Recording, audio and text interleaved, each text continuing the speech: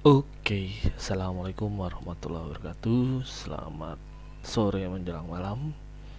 Kali ini AW Explore akan memberikan kisah mistis lainnya. Mungkin eh, di Indonesia sangat terkenal dengan nama kuntilanak. Kalau di Borneo itu Pontianak, dan di beberapa negara pun ada yang mirip seperti ini. Nah, kali ini uh, AW Explore akan mencoba uh, memberikan kisah dari asal-usul kuntilanak ini dari beberapa versi, dari versi Pulau Borneo maupun Pulau Jawa dan daerah lainnya, serta ada beberapa versi tentang kuntilanak merah. Oke, kita langsung saja mendengarkan video yang kami buat sendiri beberapa waktu lalu. Oke,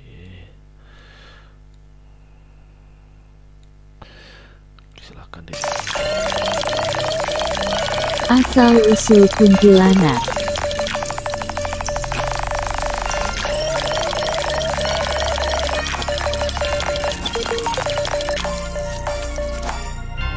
Kuntilanak merupakan hantu kepercayaan masyarakat Asia Tenggara, terutama wilayah Nusantara seperti Indonesia, Malaysia dan Singapura.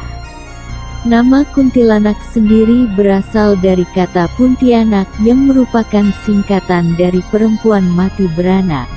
Ibu kota Provinsi Kalimantan Barat juga dinamai Pontianak karena konon Abdurrahman Al-Qadri, sang pendiri Kesultanan Pontianak, selalu diganggu hantu ini ketika akan menentukan tempat pendirian istananya.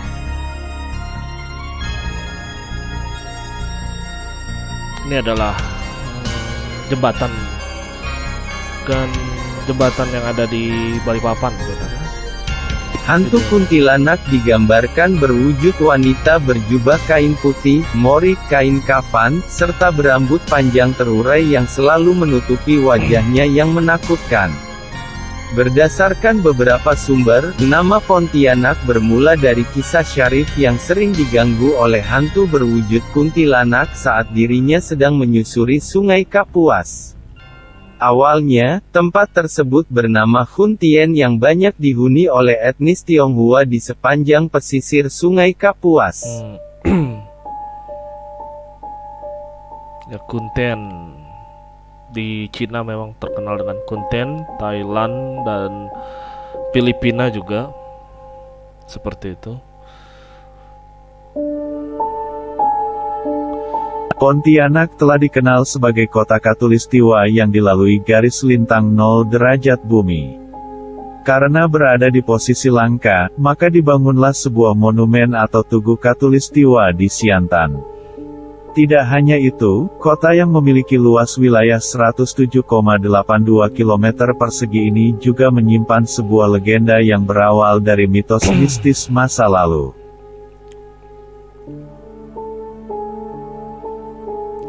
Jadi awalnya dari Pontianak.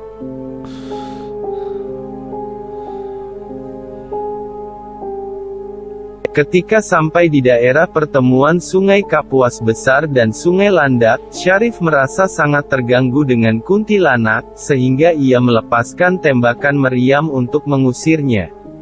Sosok kuntilanak ini digambarkan berwujud perempuan dengan rambut panjang dan berbaju putih.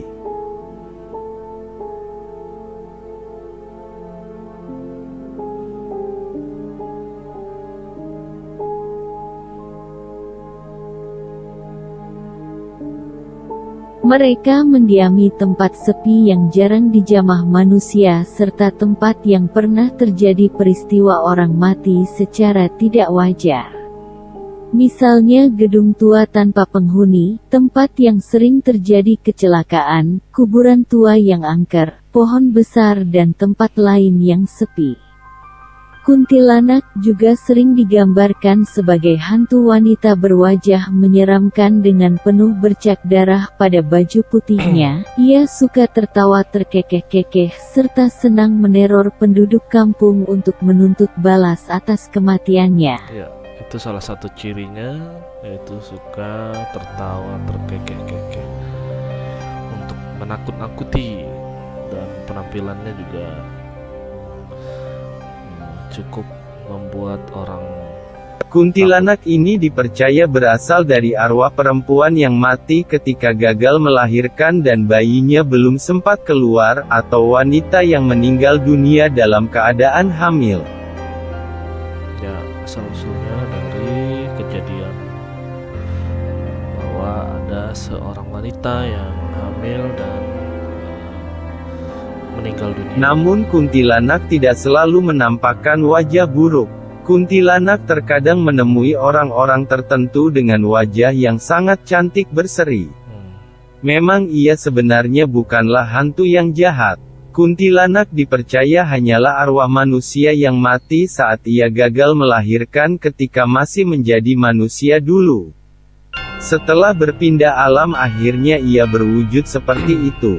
Kemunculan kuntilanak biasanya ditandai dengan harum bunga Kamboja. Konon, laki-laki yang tidak berhati-hati dan pikirannya kosong. Jadi ciri-cirinya adalah terciumnya bau bunga Kamboja. Berarti makhluk ini ada di dekat kita. Jadi kalau kalian semua mencium bau itu dan di sekitar kita tidak ada pohon Kamboja, berarti ada indikasi bahwa itu adalah dia yang datang. Kisah lain dari asal-usul kuntilanak bermula dari sebuah kisah di tanah Jawa, yaitu kisah antara Brotoseno dan Kanti. Ya, ini yang pernah difilmkan oleh Mbah Suciwo Tejo, asal-usul kuntilanak.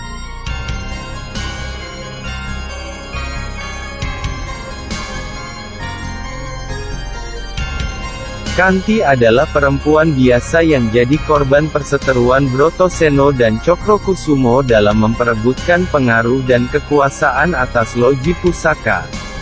Perebutan itu membuat Brotoseno terpaksa melepas jabatannya karena difitnah oleh Cokrokusumo. Broto merencanakan balas dendam melalui bayi yang dikandung Kanti, hasil hubungan gelap dengan Cokrokusumo. Kanti hidup menderita. Dia dipasung karena difitnah sebagai perempuan yang mengandung anak setan.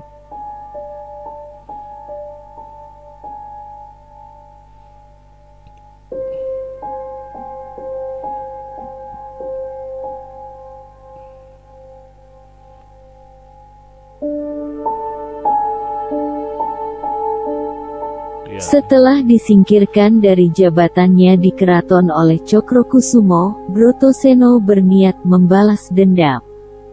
Brotoseno mengajak seorang perempuan bernama Kanti yang juga dipenuhi kebencian kepada Cokrokusumo. Kanti dan Brotoseno pun bekerja sama, mengatur pembalasan dendam yang melibatkan kekuatan gelap dan jahat untuk melawan Cokrokusumo yang dilindungi orang-orang kepercayaan hebat, seperti Nyi Kenanga yang dapat melihat pertanda buruk.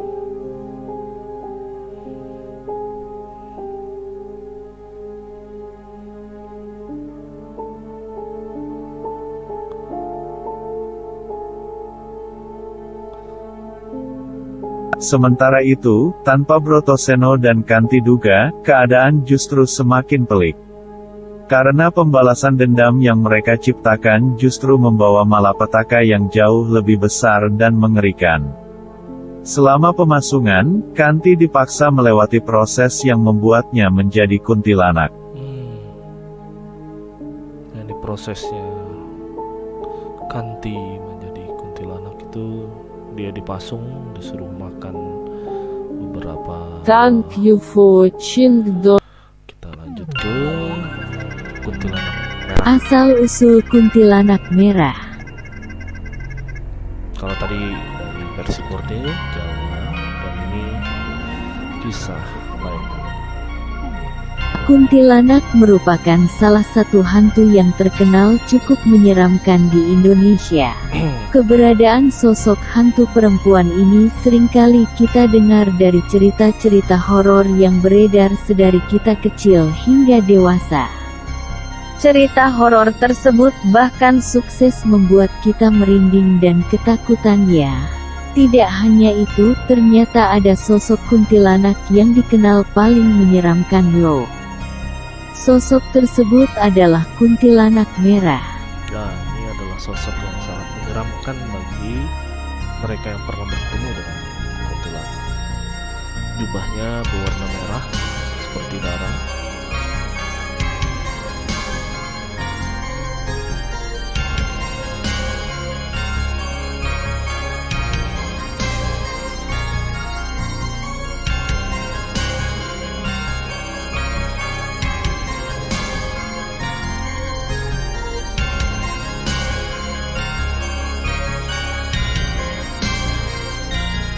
Konon melalui cerita yang beredar di masyarakat, kuntilanak merah adalah sesosok hantu wanita yang dahulunya adalah seseorang yang dikuburkan dalam keadaan sedang hamil. Ceritanya, dahulu ada sesosok wanita yang menjalin kasih dengan seorang laki-laki. Kisahnya kurang lebih seperti asal-usul kuntilanak biasa, seperti tadi. Hanya saja ini mungkin yang penuh dendam.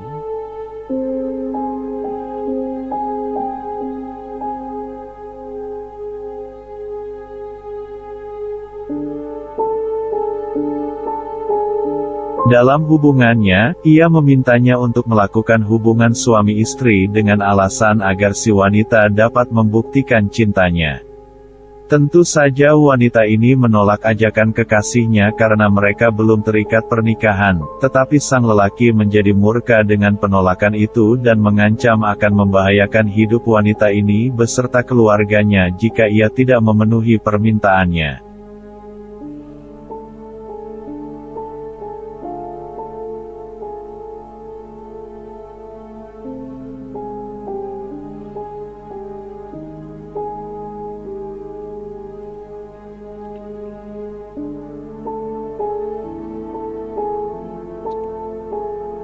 Jadi terjadinya pengancaman terhadap wanita atau pasangan kekasih. Takut akan hal itu, wanita ini pun terpaksa memenuhi keinginan kekasihnya dan selang beberapa waktu, akhirnya wanita ini hamil dan meminta pertanggungjawaban kekasihnya. Namun sayangnya, sang kekasih menolak untuk bertanggung jawab dan malah menganiaya sang wanita yang sedang dalam keadaan hamil, kemudian membunuhnya hingga darah mengalir hampir di seluruh tubuhnya. Jadi setelah hamil malah tidak mau bertanggung jawab dan naasnya sampai membunuh wanita tersebut.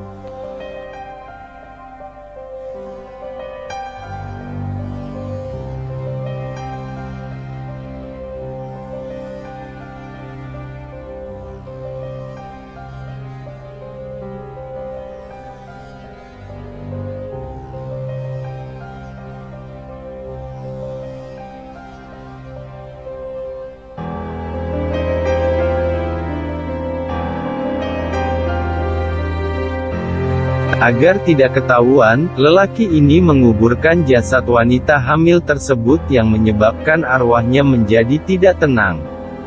Konon, warna merah pada kuntilanak merah merupakan darahnya yang mengucur pada saat ia dibunuh dan juga rasa dendam kepada lelaki yang membunuhnya. Dilansir dari kisah Tanah Jawa, warna merah pada kuntilanak juga menandakan bahwa sosok ini dipenuhi dengan kebencian, dendam, dan amarah. Jadi warna merah tersebut salah satu lambang apakah itu dendam, kebencian dari hantu tersebut. Dan juga versi lain itu ada mengatakan bahwa itu adalah warna darah pasca kejadian pembunuhan tersebut.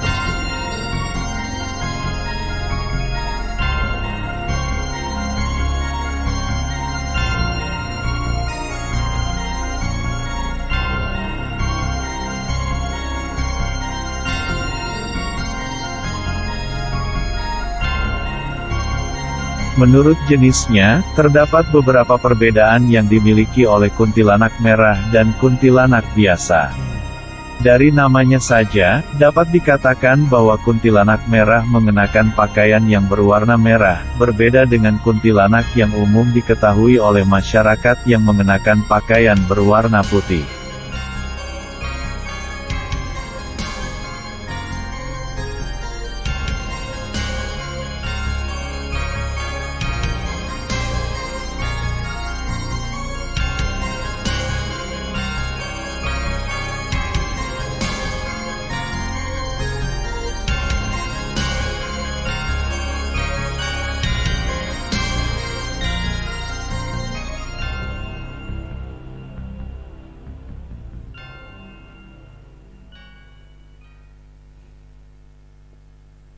Oke, ya. Itu tadi beberapa kisah dari asal-usul kuntilanak. Ya. Semoga bermanfaat. Selain itu, perbedaan yang dapat diketahui adalah dari bau amis yang Masih ditimbulkan, ada. yang konon katanya jika terdapat bau amis yang sangat menyengat ini maka kuntilanak merah ini sedang berada di sekitar kita dan akan menampakkan wujudnya. Berbeda dengan kuntilanak biasa yang mengenakan pakaian berwarna putih dan jika terdapat suara yang terdengar semakin jauh maka ia berada di dekat kita, namun apabila suaranya terdengar dekat maka ia berada jauh dari kita. Ya, kalau dia dekat berarti jauh, suaranya dekat. Kalau suara jauh berarti ada di dekat kita. Aromanya pun berbeda.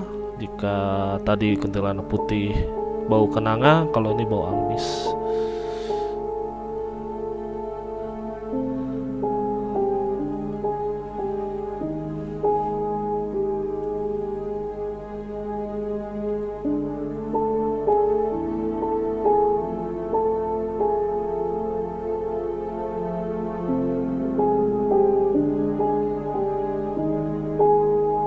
Menurut cerita horor yang beredar di masyarakat luas, sosok kuntilanak merah seringkali menampakkan dirinya di sekitar terowongan Casablanca.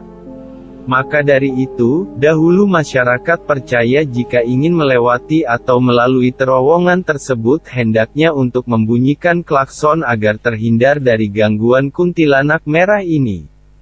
Hal ini juga dilakukan sebagai bentuk untuk meminta izin untuk melewati terowongan tersebut.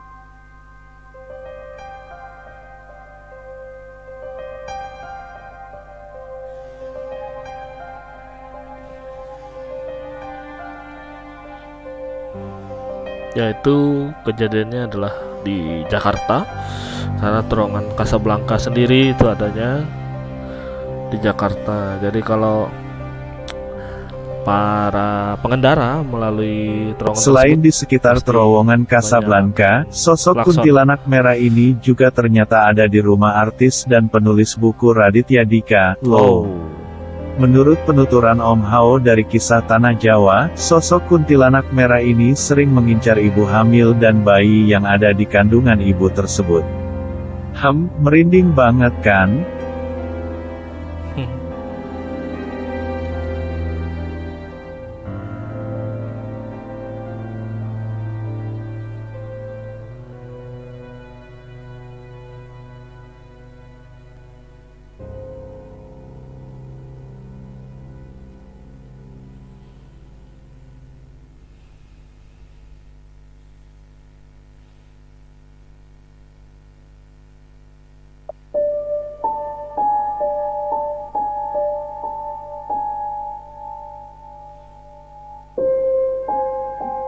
Setelah disingkirkan dari jabatannya di keraton oleh Cokrokusumo, Broto Yaitu tadi beberapa versi asal-usul kuntilanak. Ya, semoga kisah yang kami sampaikan ini bermanfaat. Tetap jaga kesehatan, patuhi protokol 5M, dan jangan lupa di like, komen, dan subscribe-nya. Terima kasih. Salam.